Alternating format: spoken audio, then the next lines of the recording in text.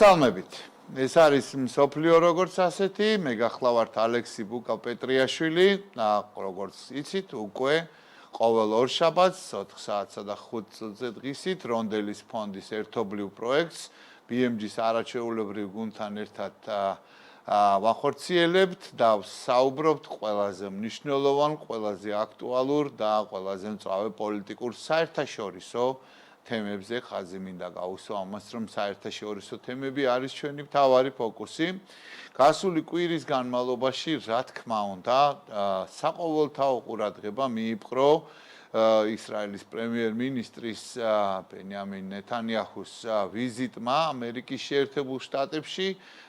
და რა თქმა უნდა, შემდგომმა გამოხმაურებებმა თავად დონალდ ტრამპის ინიციატივამ ამ საკითხზე აუცილებლად ვისაუბრებთ მივალთ აქამდე, მაგრამ სხვა უამრავი და ძალიან ბევრი შეკითხვა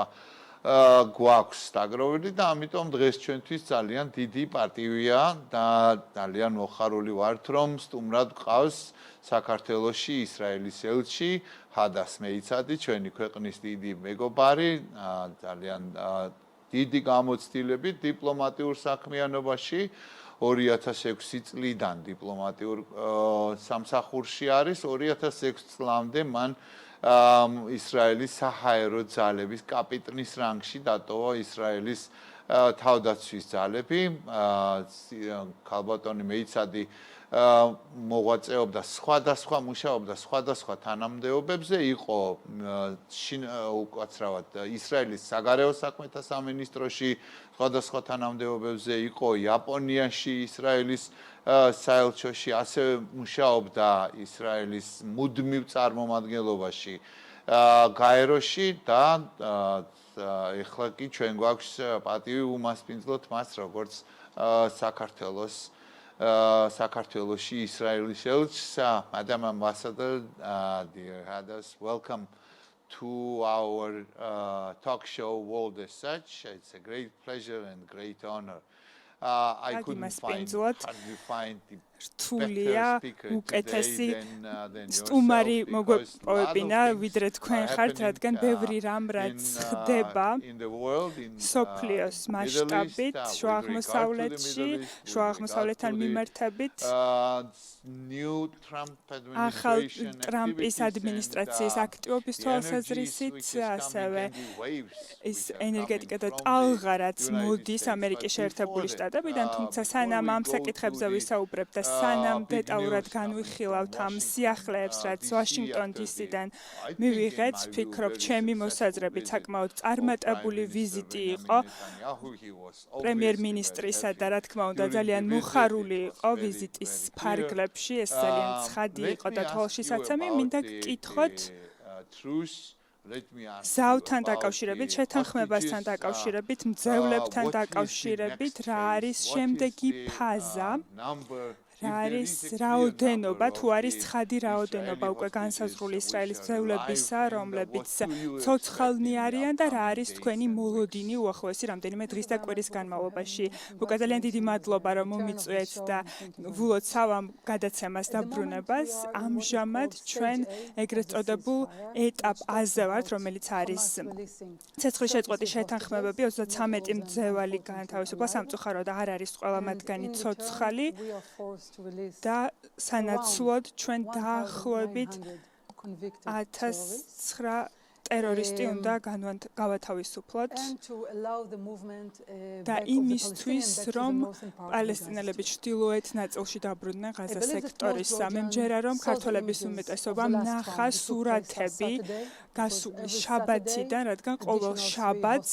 დამატებით 3 მძევალი განთავისუფლდება და ამ შაბათს ჩვენ ვნახეთ ელიშა აბილი, ოლევი და ადმბანები, რომლებიც დაგვიბრუნდნენ და სურათები, მათი სურათები მაშინვე გვახსენებს იმას, რომ ისრაელი ებრაელი ხალხის არ ვამბობ, რომ ეს ჰოლოკოსტი იყო ისრაელის შემთხვევაში, მაგრამ ეს ასოციაცია გაგვიჩნდა და ადამიანები სიკვდილამდე აშიმშილებდნენ. სცენაზე ყავდათ გამოყვანილი, რომ ამ ჰამასის პარადში მიეღოთ მონაწილეობა და ეს კიდევ ერთხელ გვაჩვენებს, რა იყო ბუნება. ჩვენ ვიცოდით, რომ მე-7 7 ოქტომბრამდე უბრალოდ რა დონე იყო ბარბაროსული მიდგომისა და მე თქვენი ნებართვით ახალ სურათი მინდა გაჩვენოთ ეს გახავთ ელიშა ლაბიმ დაკარგა მისი მეუღლე და 2 თინეიჯერი შვილი, რომელიც 7 ოქტომბერს გარდაიცვალნენ. ამის შესახებ მხოლოდ მისი განთავისუფლების შემდეგ შეიტყო მისი ძმა იოსიგიც, რომელიც ასევე გატაცებული და მოკლული იქნა მტყუებაში და შეხედეთ როგორ გამოიყურებოდა მანამდე და ახლა როგორ გამოიყურება. ეს არის ოლევის ცოლიც მოკლული იქნა. ოღონდ რომელიც არის მისი გარდაცვლილი ცოლი, ყავთ 3 წლის ვაჟი, რომელიც მამას ელოდებოდა წელიწადნახევრის განმავლობაში, რომ დაბრუნდებოდა, ეუბნებოდნენ, რომ მისი მამა დაიკარგა, ახლა კი იპოვეს და მხოლოდ შეგვიძლია წარმოვიდგინოთ ბავშვისთვის რა განცდაა, რომ მის მშობელს ელოდება. ეს არის ასევე ხედავთ მის მდგომარეობას, რა მდგომარეობაში იმყოფება და ეს არის მხოლოდ გარედან როგორ გამოიყურებიან ეს ადამიანები. ჩვენ ვიცით, რომ ძალიან ბევრი მენტალური ძალადობა იყო და ძალადობას ჰქონდა ადგილი. ეს არის მუდმივი შიმშილი. კედლებზე ყავდათ მიჯაჭვული, ოლევის დედა ეკითხებოდა ზამთრის პერიოდში რას აკეთებდით და ეუბნებოდნენ, რომ არც კი ვიცოდით, როგორი ამინდი იყო გარეთ, რადგან ყოველთვის მუდმივად შიგნით ვიყავით და არც კი ვიცოდით გარეთ რა ხდებოდა. ეს არის ის ეტაპი, რაზეც ვართ. 3 დამატებითი ეტაპი იქნება მძევლების გაცვლისა. არის თუ არა რამე დადასტურება რიცხვთან დაკავშირებით, რამდენი მათგანი არის ცოცხალი, რა რაოდენობა დაახლოებით ვარაუდი გვაქვს ამ 33-დან როგორც უკვე აღნიშნე რომლებიც გარკვეული ნაწილი უკვე განთავისუფლდა, ჯერ არ არის გარკვეული ვარაუდები, თუმცა ბევრი გაურკვევლობა არსებობს, ბევრი კითხვის ნიშნებია და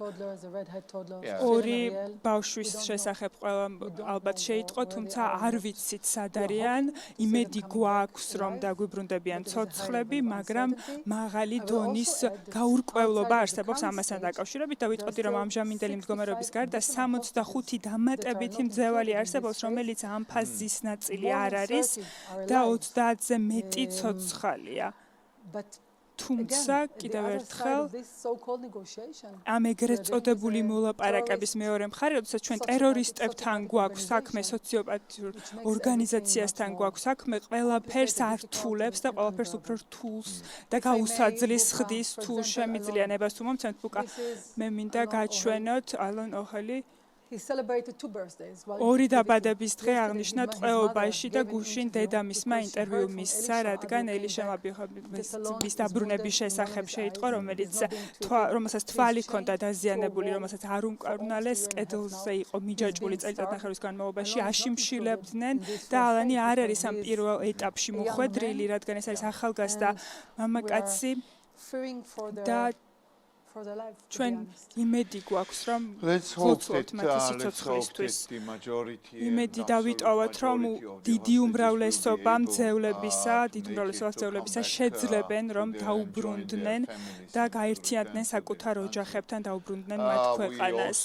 ჩვენ ასევე ვნახეთ კადრები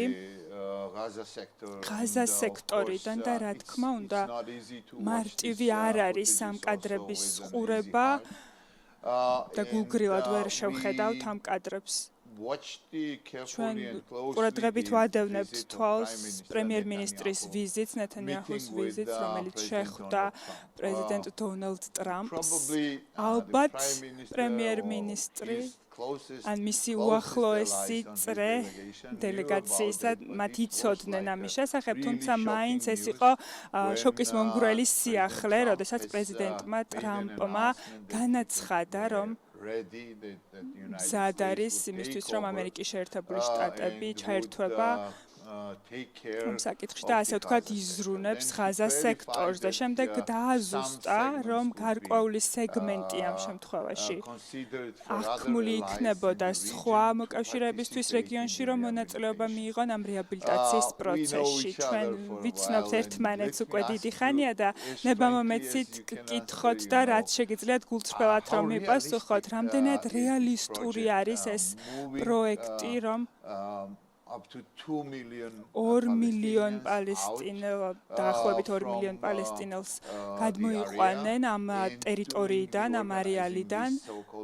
და ეგრეთ წოდებული ამ რივიერას ორგანიზება შუაღმოსავლეთში რამდენად შესაძლებელი იქნება. მე მაქსიმალურად გულწრფელად გიპასუხებთ, როგორც ვთხოვეთ, პრეზიდენტი ტრამპი, რომელმაც კიდევ ერთხელ დაამტკიცა, რომ ისრაელის მიმართ მეგობრულია და ამ ვიზიტის სხვადასხვა ელემენტები შეგვიძლია განვიხილოთ და პრემიერ-მინისტრი ნეთანიაჰუ იყო ერთ-ერთი პირველი უცხოელი ლიდერი, რომელმაც ოფიციალური ვიზიტი გამართა ახალი ადმინისტრაციის ფარგლებში და შეგვიძლია განვიხილოთ ეს გაეროსთან როგორ იყო დაკავშირებული, ასევე ირანთან, რაც მნიშვნელოვანი ნაწილი იყო ამ ვიზიტისა და ეს ყველაფერი ორი მეგობრობის დემონსტრირებაა პრეზიდენტ ტრამპსა და ისრაელს შორის და პრეზიდენტი ტრამპი ისრაელის კარგი მეგობარია, როგორც წინა პრეზიდენტობის დროს, ასევე ამ პრეზიდენტობის დროს. რა თქმა უნდა, ეს არის ახალი იდეა, არატრადიციული ახალი შემოთავაზება და გულწრფელად რომ გითხრათ, რისიც მჯერად არის ის, რომ სერიოზული დისკუსია არის საჭირო ამასთან დაკავშირებული და ეს ავტომატური რეფლექსია, ასე ვთქვათ, საერთაშორისო საზოგადოებას შორის ის, რომ მაშინვე უარყოფითი გავლენა გქონდეს, რასაც ღაზაში ვაკვირდებით 20 წელზე მეტი, ეს არის კრახი, ისტორიის კრახი, ეს არის სრულებელი ციკლი 20 წლის წინ დავტოვეთ ღაზა, ჰამასმა აიღო კონტროლი ამაზე და პალესტინელ უწყებებზე ძალადობრივი გავლენა აქვს და სწორედ ამის შემდეგ ამ ძალადობრივ ციკლს ვხედავთ და საზოგადოების რადიკალიზაცია სამწუხაროდ ეს ასევე ამან მიგვიყვანა იქამდე, რაც მოხდა 7 ოქტომბერს და ეს ადგილობრივი ღაზას მაცხოვრებლები ძალიან რადიკალურ და ძალადობრივ ქმედებებში არიან ჩართულნი. ამ ეტაპისთვის ამ ახალ მიდგომას, ახალ სტრატეგიას უნდა შევხედოთ, როგორც იცით, პოლიტიკურ და დიპლომატიურ სამყაროში იქნებიან გუნდები, იქნება აქტიური დისკუსია და მნიშვნელოვანია, მიუხედავად ამისა, აღინიშნოს, რომ იმის გათვალისწინებით, რომ ორივე როგორც ამერიკის შეერთებული შტატები და ისრაელი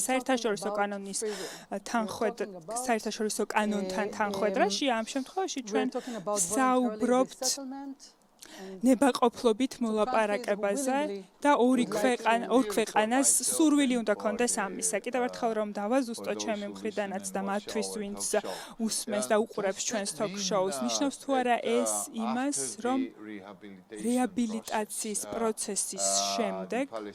პალესტინელები შეძლებენ თავისუფლად დაბრუნდნენ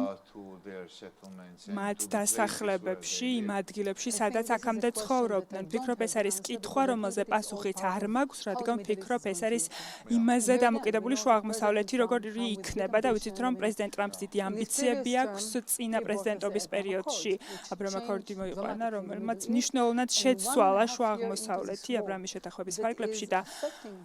კიდევ ერთხელ ეს რა თქმა უნდა გავლენას ახდენს საზოგადოებრივ მოსაზრებაზე, როგორც აღიქვამენ მაგალითად მშვიდობიან ქვეყნებს, მაგრამ მაინც სტრატეგიული გადაწყვეტილებაა, რომ დიპლომატიური ურთიერთობა ჰქონდეთ ისრაელთან. ამიტომ კიდევ ერთხელ ცოტა შორიდან უნდა შევხედოთ და გავითვალისწინოთ, მხედველობაში მივიღოთ, რა შეიძლება იყოს არჩევანი ვარიანტები, რაც ახლა გვაქვს, როგორი იქნება შუა აღმოსავლეთი და რა თქმა უნდა ყველა პასუხი არ მაქვს, რადგან სხვადასხვა ფაქტორზე არის ეს ყველაფერი დამოკიდებული და ჯერ კიდევ ძალიან ახალია ეს გადაწყვეტილება. სანამ აბრაამის შეთანხმებაზე გადავიდოდით და მადლობა რომ ეს საკითხით წამოჭერით.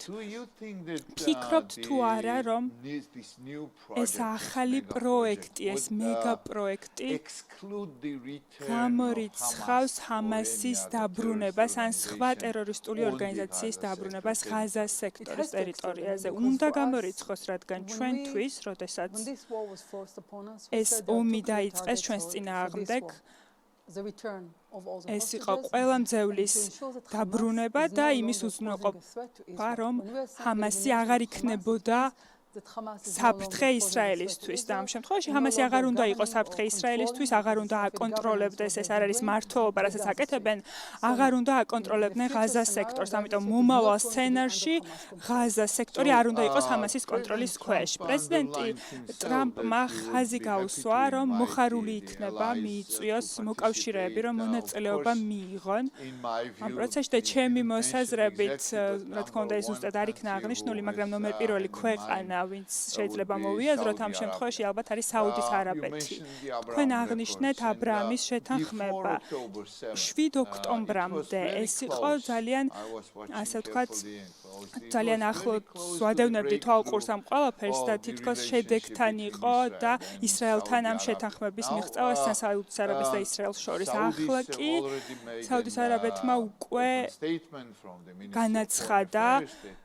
საგარეო საქმეთა მინისტრის სახელით, რომ არ მიიღებენ და არ დათანხმდებიან პალესტინელების, ასე ვთქვათ,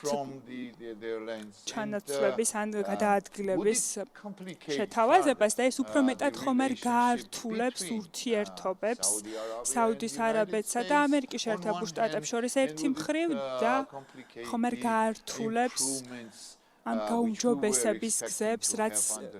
მოსალოდნელია, რომ იყოს ტრამპის ადმინისტრაციის ფარგლებში საუდის არაბეთსა და ისრაელს შორის. ვფიქრობ, ეს არის კითხვა, მე ამას სხვა კითხვაა და მე საუდის არაბეთის და ამერიკის შეერთებული შტატების ურთიერთობაზე კომენტარს ვერ გავაკეთებ, მაგრამ რასაც მინდა ხაზი გაუსვა არის ის, რომ ნახეთ რა ხდება 7 ოქტომბრიდან მოყოლებული. დავაკვირდეთ რა ხდება. ნამდვილად ჩვენ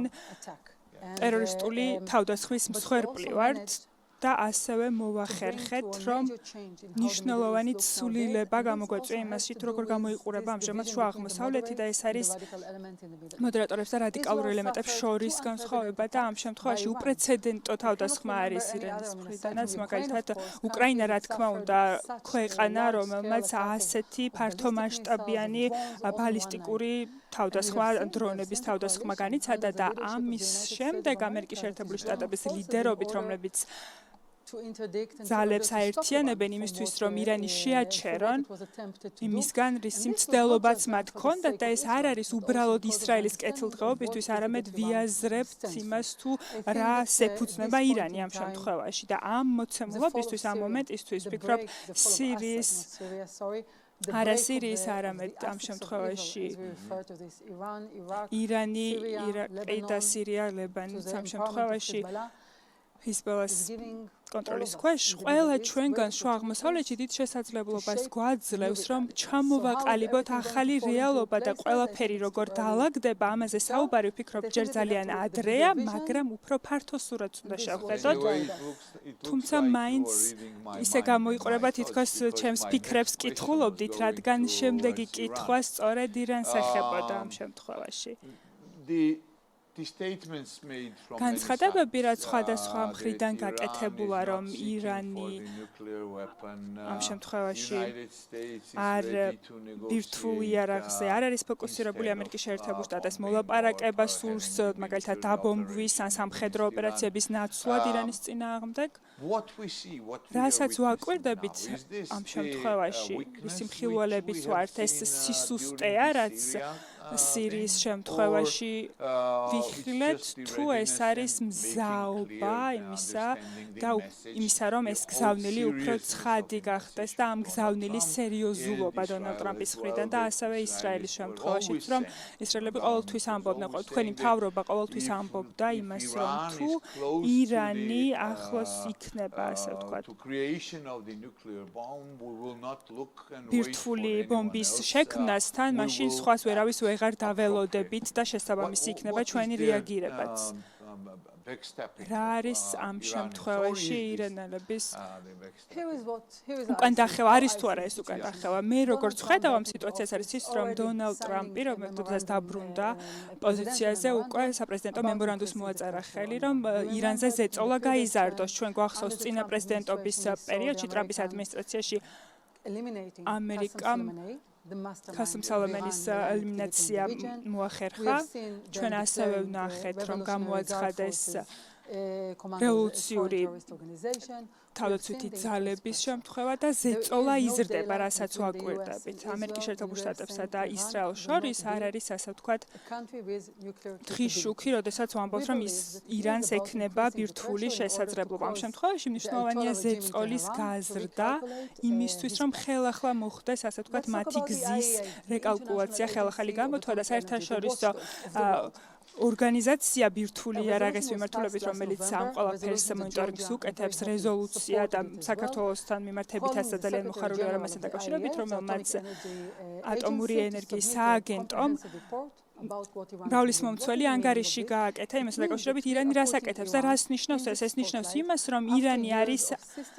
მეთვალყურეობის ქვეშ წლების შემდეგ როდესაც ის ყველა ამ შეთანხმებას არ ღვევდა და საერთაშორისო საზოგადოება პასუხს ითხოვს ამასთან დაკავშირებით და ეკონომიკურ ზეწოლას პოლიტიკურ ზეწოლასაც ზრდის შესაბამისად ეს ყველაფერი საბოლოო ჯამში ცვლილებას მოიტანს რისი ნახვაც გვინდა და ერთი რამ მინდა კიდევ დავამატო ირანის ბირთვული შესაძლებლობა მხოლოდ ისრაელის პრობლემა ან შუა აღმოსავლეთის პრობლემა არ არის საქართველოს ასევე საკმაოდ ახლოს არის კავკასიის რეგიონი და ყველას გვესმის უკვე ცდილობა ირანისა რომ მისი გავლენა ამ რეგიონზე გაზარდოს და ირანის ბირთვული შესაძლებლობები ამასთან დაკავშირებით ძალიან კარგი წარმოსახვის უნარიც კი არ არის საჭირო რომ ვიცოდეთ ეს ამ რეგიონის კეთილდღეობაზე რა გავლენას მოახდენს პოტენციურად იმედი გვაქვს რომ მოლაპარაკებები დაიწყება და მაქსიმალური ზეწოლის რეჟიმი პრინციპში მუშაობს წარსულშიც უმუშავია და ფიქრობ რომ მომავალშიც იმუშავებს ასეთი დგომა და იმედი მაქვს რომ პრეზიდენტ ტრამპის ღიაობა იმ თვალსაზრისით რომ პირდაპირ მოლაპარაკებებში ჩაერთოს ფიქრობ არის საკმაოდ კარგი სიგნალი თუ ამ მოლაპარაკებების იმედად ვიქნებით და ასევე ორივე მხარის გულწრფელობასთან და ეს ნამდვილად ძალიან მნიშვნელოვანია რომ ორივე მხარე იყოს გულწრფელი ამ პროცესში და ასევე უნდა გავითვალისწინოთ შეხედულობაში მივიღოთ რომ ირანი ახლა მის შესაძლებლობებით უფრო მოწინავია ვიდრე ის იყო წარსულში თუმცა ვფიქრობ ახლა გარკვეული თვალსაზრისით უფრო სუსტიც არის რეგიონულ ასპექტში კი ბატონო შეიძლება ასეთის დაცემა ეს ასე ვთქვათ ცირედით შეასუსტა ამ თვალსაზრისით და აი ესეთი ამ შემთხვევაში შეტევა მე მოხარული ვარ როგორც დასრულდა ეს ყველაფერი საბოლოო ჯამში თუმცა მაინც დროის კონკრეტულ მოცემულობაში ვართ რომ არის შესაძლებლობა რომ ძალების გადანაწილება შეიცვალოს შუა აღმოსავლეთში მაგრამ ძალიან ცხადები უნდა ვიყოთ იმ საფრთხესთან დაკავშირებით რაც არსებობს და ნამდვილად ალბათ დამთხევაც არის გარკვეულწილად თუმცა ირანი ახლა აღნიშნავს რევოლუციის დღეს და ჩვენ ნახეთ კადრები ადამიანებისა რომლებიც ქუჩებში მსვლელობა ჰქონდათ ან სხვადასხვა შენობებში რომ სიკვდილი ამერიკას სიკვდილი ისრაელს და ეს როგორ არის აღქმული ოფიციალურად იერუსალიმში როდესაც ვიღაც მაგალითად დელეგაციის წარმომადგენელი არ აპროტესტებს ამ ყველაფერს და რჩება იმ არეალში სადაც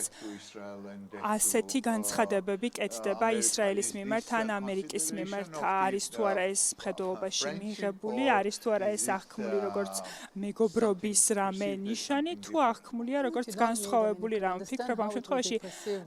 ამის აღქმა არ არის რთული როდესაც მაგალითად ვინმე განცხადებას აკეთებს რომ სიკვდილი ისრაელს ან სიკვდილი ამერიკას მე ვიტყოდი რომ ეს ინციდენტი ასევე ღია კომუნიკაციის საგანი იყო მე ვისთანაც მქონია ყოველ შემთხვევაში კომუნიკაცია ამ თემაზე ეს რა თქმა უნდა არ არის მეგობრული ქმედება თუმცა არ ვიტყოდი რომ ყველაფერი საბოლოო ჯამში მაინც ერთ ელემენტზე უნდა იყოს დამოკიდებული ან დაფუძნებული რადგან ძალიან მრავლისმომცველია სამყარო და ცხოვრებაც ორი კითხვა მაქვს კიდევ სამწუხაროდ რო გვეწურება თუმცა დაახლოებით 2 კვირის წინ ჰოლოკოსტის მემორიალის დღე იყო და ნიურნბერგის პროცესი რომელიც არის ძალიან განსაკუთრებული ისრაელისთვის მთელი მსოფლიოსთვის პრინციპში ეს არის ძალიან განსაკუთრებული ადამიანების კაცობრიობის ისტორიისთვის და მსოფლიოსთვის მე ვიტყოდი რა არის თქვენი რეაგირება თქვენი რეაქცია კონკრეტულ პოლიტიკურ დაპირისპირებებთან თვალსაზრისით თქვენ ისმენთ ამ განცხადებებს რომელიც ასოცირებული არის ნიურნბერგის პროცესთან ამასთან დაკავშირებით მე ვიტყოდი რომ ისრაელის სახელმწიფო უარს ამბობს და ეწინააღმდეგება ნებისმიერ შედარებას ან ცდილობას რომ ამჟამინდელ პოლიტიკურ ტერმინოლოგიაში შემოვიტანოთ, რომ ასოცირებულია ჰოლოკოსტთან, რომელიც ერთი კონკრეტული მოვლენა იყოს და ძალიან ბევრი სენსიტიურობა არსებობს ჩვენი მხრიდანაც და ამ შემთხვევაში ძალიან სენსიტიურია ასეთი ტერმინოლოგიის გამოყენება. შემიძლია მხოლოდ წარმოვიდგინო და ბოლოს შეგვიძლია პოზიტიური, თუ არის პოზიტიური ასპექტი, რა თქმა უნდა, ამით შეგვიძლია დავასრულოთ და პერსპექტივები რა შეიძლება იყოს. რა პერსპექტივებს ხედავთ ამჟამინდელ ურთიერთობებში საქართველოსა და ისრაელს შორის? არის თუ არა რამე პროექტი? არის თუ არა რამე მნიშვნელოვანი საკითხები, რაც განიხილება თუნდაც დასავლური პროექტების ფარგლებში ან თანამშრომლობის ფარგლებში, რაც არსებითი არის საქართველოსთვის და ასევე ინტერესის სფერო არის ისრაელისთვისაც. პირველ რიგში მინდა ვთქვა, რომ ურთიერთობა არის მზარდი და ბევრად უფრო განვითარებადი და ბევრი რამე მიღწეულ იქნა ამ პერიოდის განმავლობაში. კვირას მაგალითად 32 დაბადების დღე აღინიშნა, რომ სელჩო უკვე ამდენი ხანია არსებობს და ძალიან ბევრი რამე იქნა მიღწეული ამ პერიოდის განმავლობაში. ახლა უფრო ინოვაციური მიდგომა არსებობს, ლექტორებია ჩამოდიან ისრაელიდან ქართველი სტუდენტებისთვის, ჩვენ მაშავის, რომელიც არის მხარდამჭერითი ორგანიზაცია სოფლის მეურნეობის სექტორისთვის და ბევრი სხვა რამ არის, რის გაკეთებასაც გეგმავთ. რა თქმა უნდა, ვერ ვიტყოდი, რომ ნულოვანი გავლენა არის ამ პოლიტიკური კრიზისისა, რაც ამჟამად ხდება საქართველოში. საელჩოზე თუნდაც ან საელჩოს შესაძლებლობაზე, რომ სხვა პროექტების განხორციელება გააგრძელოს, მაგრამ გულწრფელად რომ გითხრათ, ისრაელში ომი, რა თქმა უნდა, არის დრამატული შემცვლელი პროექტებისა, რაც იქნებოდა მაგალითად 2020 წელს X რაოდენობის გეგმა შეიძლება გქონოდა, მაგრამ ომმა ყველაფერი შეცვალა, თუმცა ცხადია, ვაგრძელებთ თანამშრომლობას ქვეყანასთან, ხალხთან, ორივე სასარგებლოდ და ძალიან მნიშვნელოვანია და თუ ტურისტების რაოდენობა შევხედავთ ისრაელიდან, შეგიძლიათ გაიგოთ, რამდენად ღირებულია და რამდენად უყვართ მათ საქართველო, უყვართ ქართველი ხალხი, უყვართ საკვები,